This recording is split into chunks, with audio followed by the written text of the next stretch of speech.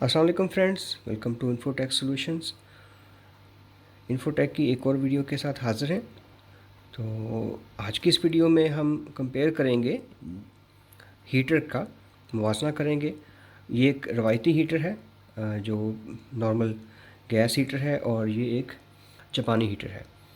तो इन दोनों का आज हम कंपैरिजन करेंगे, और इसके साथ साथ आपको हम थोड़ा सा ये भी गाइड करेंगे कि हमें जो जापानीज़ हीटर है ये कितने साइज़ का लेना चाहिए कमरे के हिसाब से। और फिर आपको वीडियो के आखिर में हम ये भी बताएंगे कि जो नॉर्मल जापानीज़ हीटर है जो कि सुई गैस पे चलता है, उसको आपने एलपीजी पे कैसे चलाना है। तो हम आपको इसका सेफ़ तरीका बताऊंगा, क्योंकि जापानीज़ हीटर बने ही सेफ़्टी के लिए होते हैं। तो हम सेफ़्टी के पॉइंट ऑफ व्यू से हम बात करेंगे। तो सबसे पहले इसको देखते हैं। ये एक ट्रेडिशनल हीटर है जो कि आमतौर पे यूज़ होते हैं पाकिस्तान में। तो सबसे बड़ा जो इसका इशू है वो सेफ़्टी का है। गैस चली जाती है तो ज़ाहिर बात है ये बंद हो जाते हैं। अगर दोबारा गैस आती है तो वो कमरे में गैस भर सकती है। दूसरा, इसकी जो एक मेन चीज़ है, जो सबसे बड़ा इसका इशू है, वो कि ये हीट ज़ाया करता है। यानी कि कमरे में जिस जगह ये चल रहा है सिर्फ उसी हिस्से को वो गर्म करेगा। इसकी हीट जो है वो पूरे कमरे में नहीं फैलती। ये ऐसे ही जैसे एसी के जो है कमरे में एसी लगा होता है, एसी के अंदर उसका जो डक्ट्स होती हैं वो ठंडी होती हैं, और उसके अंदर ब्लोअर उस ठंडी हवा को पूरे कमरे में सर्कुलेट करता है। तो अगर आप एक बर्फ़ का ब्लॉक बड़ा सारा ले आएँ और उसको कमरे में रख दें तो वो शायद इतना कमरा ठंडा ना हो, लेकिन अगर उस ब्लॉक के साथ कोई पंखा लगा दें ताकि हवा ठंडी जो है वो पूरे कमरे में सर्कुलेट करे, तो मेरे ख्याल आपको ये बात समझ आ गई होगी। तो ये बेसिकली रेडिएशन की मदद से हीट को खारिज करता है, और वो रेडिएशन जो है वो सिर्फ उस हिस्से के अंदर रहती है। उसकी हीट वो हवा को गर्म नहीं करती। लेकिन इसके अंदर जो है वो ब्लोअर लगा है, और ये ब्लोअर की मदद से उस एयर को, वो उसका टेम्परेचर जो है उसको रेज़ करता है, हवा गर्म करता है, जिसकी वजह से आपको गर्मी का एहसास ज़्यादा होता है। तो ये एक अच्छी ख़ास बात है जो कि इसकी एफिशिएंसी है। दूसरा, जो इस हीटर का एक और जो इशू है इस रवायती हीटर का, वो उसका शोर है। तो अब इसको मैं चला कर दिखाता हूँ।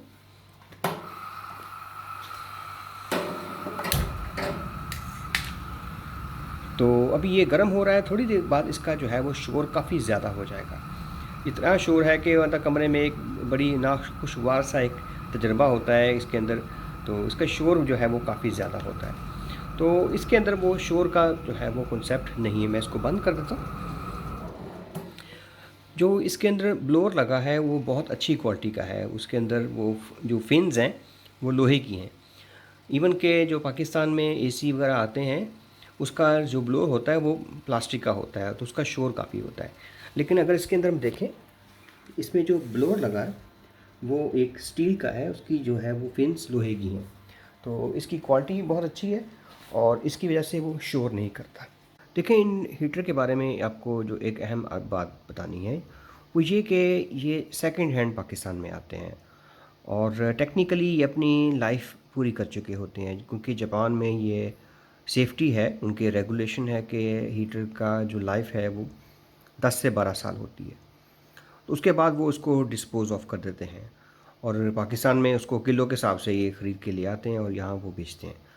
लेकिन अपनी ये जो टेक्निकल लाइफ है या जो वो पूरी कर चुके होते हैं, लेकिन उसके बावजूद भी इसकी बिल्ड क्वालिटी इतनी अच्छी होती है कि यहाँ भी वो आपके 10-12 साल मज़ीद चल सकते हैं।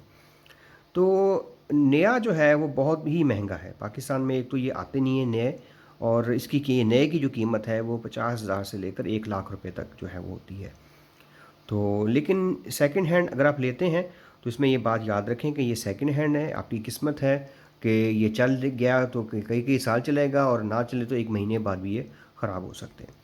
तो इस वाले से मैं आपको ये एडवाइस करूँगा कि अगर आपने ये लेना है तो किसी ऐसी शॉप से लें जिनके पास ये फ्रेश माल आता हो, या रिपेयर ना हो और खुला हुआ ना हो।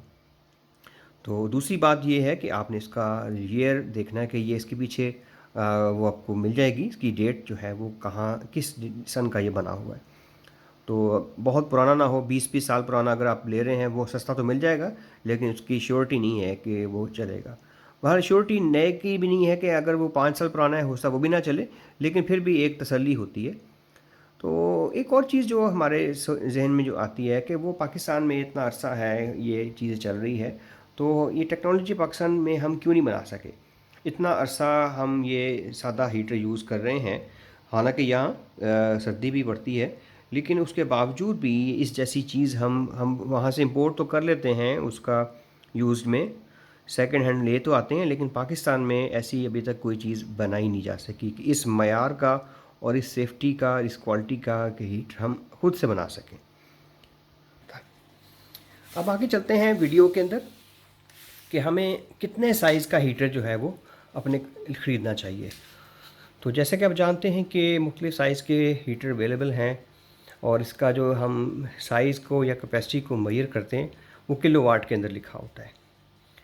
तो इसमें एक तो ये चीज़ है कि आपके कमरे का साइज़ कितना है, और दूसरी चीज़ है कि आप रहते पाकिस्तान में किस जगह हैं, बहुत ठंडी जगह पे रहते हैं या पंजाब के मैदानी इलाकों में रहते हैं। तो अगर तो आप रहते हैं मैदानी इलाकों में, जैसे आप लाहौर या मुल्तान या इस तरह के सराउंडिंग एरिया में रहते हैं जहाँ बहुत ज़्यादा सर्दी नहीं पड़ती, तो उसके लिए आपको मैक्सिमम 3 केवीए का किलोवाट का जो है वो हीटर आपके लिए काफ़ी है। और अगर आप इस्लामाबाद या मरी साइड पे रहते हैं तो ये अपने नॉर्मल साइज़ के कमरे के लिए आप 4 केवीए से या ऊपर या 5 केवी किलोवाट का भी हीटर ले सकते हैं। तो लेकिन बेहतर ये है कि अगर आपने ये ख़रीदना है तो कीमत में बहुत ज़्यादा फ़र्क नहीं होता। मिसाल के तौर पे अभी जो रेट चल रहे हैं, अगर आप 2 किलोवाट का लेते हैं तो वो आपको तकरीबन 15,000 का मिलेगा, और अगर आप लेते हैं 4 किलोवाट का तो वो 18 से 20,000 का। तो कीमत में इतना फ़र्क नहीं है, लेकिन जो कैपेसिटी है आपको मिल रही है वो डबल है। तो ये जो आप मेरे सामने ये देख रहे हैं, ये जो हीटर पड़ा हुआ है ये 4 किलोवाट का है। इसके पीछे इसकी जो रेटिंग लिखी हुई है, तो ये छोटे कमरे में भी ठीक है। आप अगर इसको छोटे कमरे में चलाना चाहते हैं तो बेशक इसका जो टेम्परेचर है उसको आप लो कर दें, और इसका जो सेफ़ मोड है जो ये है उसको भी ऑन कर दें, ताकि हीट जो है वो गैस की खपत कम से कम हो। तो अगर आप बड़े कमरे में चलाना चाहते हैं इसको, तो इसकी हीट बढ़ा दें और इसका टेम्परेचर बढ़ा दें। तो मेरा ये मशवरा यही है कि तो अगर आप लेना चाहते हैं तो कम से कम 3 से 4 किलोवाट, और अगर काफ़ी बड़ा कमरा है, कोई हॉल है, तो उसके लिए 5 किलोवाट तक भी आप जा सकते हैं। क्योंकि बड़े हीटर को छोटे कमरे में आप लगा सकते हैं, लेकिन छोटे हीटर को बड़े कमरे में उसका फ़ायदा नहीं है, उसकी एफिशिएंसी जो है वो सही नहीं रहती।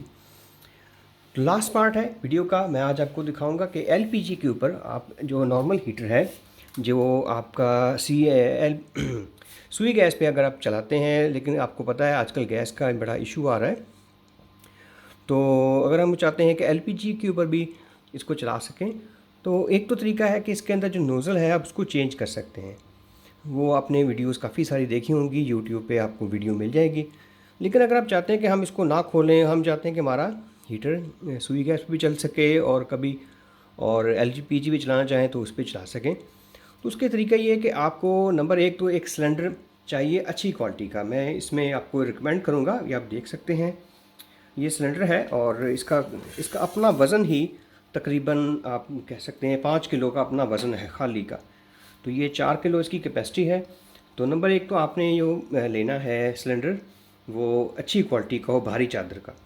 तो ये सिलेंडर है, इसको हम तबलीगी सिलेंडर के नाम से ये मशहूर है। तो आपको जानते हैं, जैसे वो हादसा हुआ था ट्रेन के अंदर, तो उसकी वजह से इन्होंने एक अच्छा ब्रांड, ये अच्छी क्वालिटी का ये सिलेंडर निकाला है। काफ़ी भारी है और इसकी क्वालिटी आप देख सकते हैं, आपको ये नज़र आ रहा होगा कि इसकी बिल्ड क्वालिटी, इसकी जो चादर है वो बड़ी भारी है। दूसरी चीज़ जो आपने ख्याल रखना है, वो जो इसके ऊपर लगाएंगे रेगुलेटर, वो वॉल अच्छी क्वालिटी का होना चाहिए, कम से कम 250-300 रुपये का अच्छा भारी हो, ताकि वो गैस को अच्छी तरीके से वो रेगुलेट कर सके। अगर आप मज़ीद सेफ्टी चाहते हैं कि गैस ज़्यादा ज़ाया ना हो, तो इसमें छोटा सा ये जुगाड़ है, ये आप देख सकते हैं।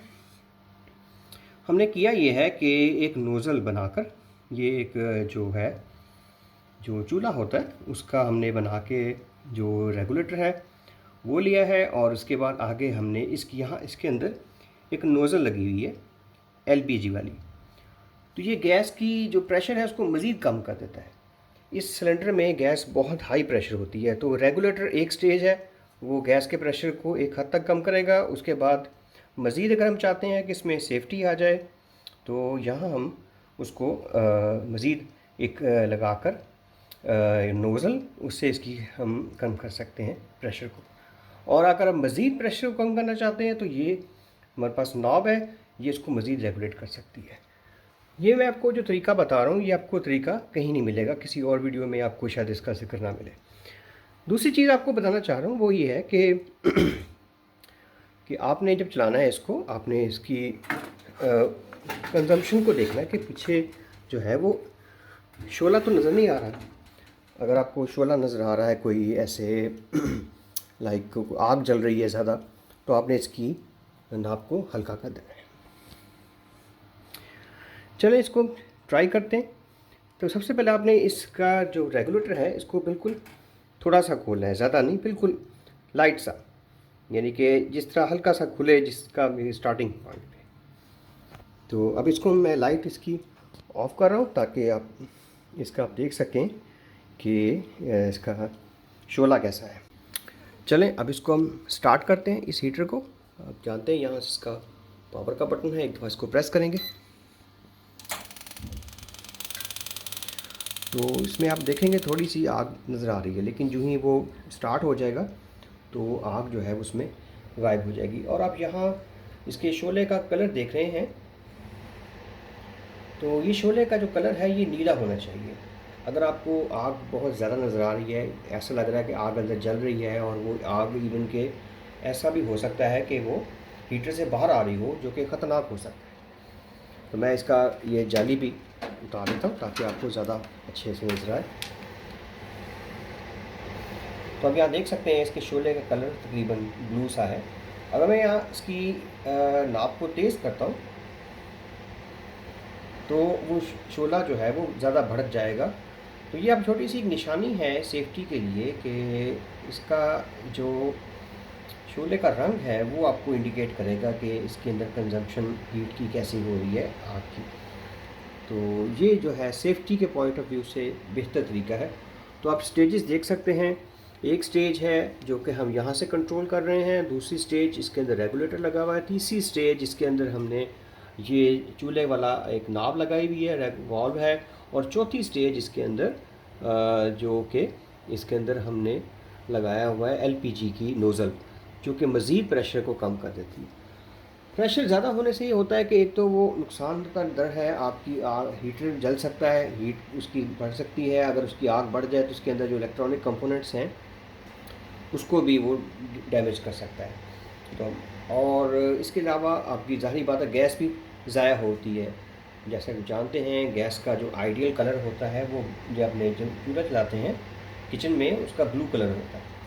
तो अगर कलर ज़्यादा है, फिर आपको लग रहा है उसका कलर जैसे नारंगी सा है, ऑरेंज कलर है, तो वो आपको लगेगा कि हीट को ये ज़ाया कर रहा है, इसकी कंजप्शन ज़्यादा हो रही है। और अगर आप मज़ीद चाहते हैं कि इसकी सेफ्टी हो, आप इसको सेव मोड पर रखेंगे तो ये गैस की बचत करेगा। लेकिन एक बात है कि ये गैस की बचत इस वाले से नहीं है, गैस की ये कंजम्पशन ज़रूर करता है। आप ये कह सकते हैं कि 1 किलो गैस, इस साइज़ का जो हीटर है, 1 किलो गैस तकरीबन 10 से 12 घंटे अगर आप चलाते हैं तो वो 1 किलो गैस आपकी इस्तेमाल कर लेगा। तो गैस का जो रेट है तकरीबन 140 150 मुख्तलिफ़ जगहों पे है, तो आप इस हिसाब से आप इसका अंदाज़ा कर सकते हैं। लेकिन जिस हिसाब से सर्दी पड़ रही है तो कोयले भी जलाएंगे। अगर आप बिजली का हीटर या बिजली का जब इन्वर्टर एसी आता है जिसमें वो हीटिंग का फंक्शन होता है, तो वो भी इससे कम खर्चा नहीं है आपका। तो सबसे ये सेफ़ और महफूज तरीका है अपने कमरे को गर्म करने का। तो उसके बाद आपने इसको थोड़ी देर बाद देखते भी रहना है कि ये ज़्यादा इसके अंदर देखिए, बात मैं रिपीट क्यों बार बार कर रहा हूँ, सेफ्टी जो है वो चूँकि जैपनीज़ ने, मैंने इसको पूरा खोल के देखा है और इसके जो कंपोनेंट्स हैं हर लिहाज से आपको ये लगेगा कि हर चीज़ जो उसकी बिल्ड की गई है वो सेफ्टी के पॉइंट ऑफ व्यू से है। तो अगर पाकिस्तान में इसको यूज़ कर रहे हैं, जुगाड़ लगा रहे हैं, लेकिन ये है कि इसको एक सेफ्टी का जो है पहलू हमें उसको रखना चाहिए। दूसरा, ये हमने जो देसी तरीके से इसकी वायर को कनेक्ट किया हुआ है, जो इसकी नोज़ल है वो भी उन्होंने जैपनीज़ आती है, वो स्पेशल नोज़ल होती है जो उसके साथ अटैच हो जाती है। आखिरी बात जो इस हीटर के हवाले से जो मैं आपको बताना चाहता हूँ सेफ्टी के लिए, कि जब भी आपने हीटर को बंद करना है, चलाना तो ज़ाहिर बात है इसी बटन से ही वो ऑन होता है। जब भी आपने हीटर को ऑफ़ करना है, आपने इसी से ही इसको ऑफ़ करना है, क्योंकि जब हम इसको ऑफ़ करते हैं तो ये थोड़ी देर के लिए अपने आप को कूल डाउन करता है। मैं आपको ये दिखा सकता हूँ, अभी भी ये इसका जो वो फ़ैन है वो चल रहा है और इसकी जो कि अंदर हीट होती है वो उसको ठंडा कर रहा है। हाँ, अगर ये पॉसिबल हो कि लाइट चली जाए, तो उस सूरत में क्या करें कि अब ज़ाहिर बात है वो लाइट चलेगी है तो हीटर तो बंद हो जाएगा, लेकिन उसकी जो गर्मी है उसको कैसे निकालें। तो मैं आपको इसमें ये कहूँगा कि आप फ़ौरी तौर पे एक पंखा लेके, जो हाथ वाला पंखा है या गत्ते का टुकड़ा है, उससे इसको ठंडा करें, उसको हवा दें। देखें, है ये से महंगी चीज़ है, वो मुझे पता है, तो ये महंगी डिवाइस है, तो इसकी अगर हिफाजत करिए, आपको ये काम करना ज़रूरी है। वैसे डायरेक्ट इसको बंद करते हैं तो वो खुद अपने आप को ठंडा करता है इधर से।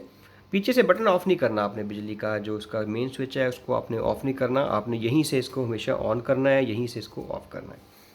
और दूसरा ये इसका जो है अब ये कह सकते हैं ट्रांसफार्मर है, इसको भी लोग कई दफ़ा गलती से डायरेक्ट लगा देते हैं। तो ये दो वजूहात हैं जिनकी वजह से हीटर आमतौर पे ख़राब होते हैं। तो ये दो चीज़ें हैं जो कि आपने जहन में रखनी है इसकी सेफ्टी के लिए। तो आई होप सो आपको ये वीडियो पसंद आई होगी और आपने कुछ नया सीखा होगा इसके अंदर। Thank you and see you next time.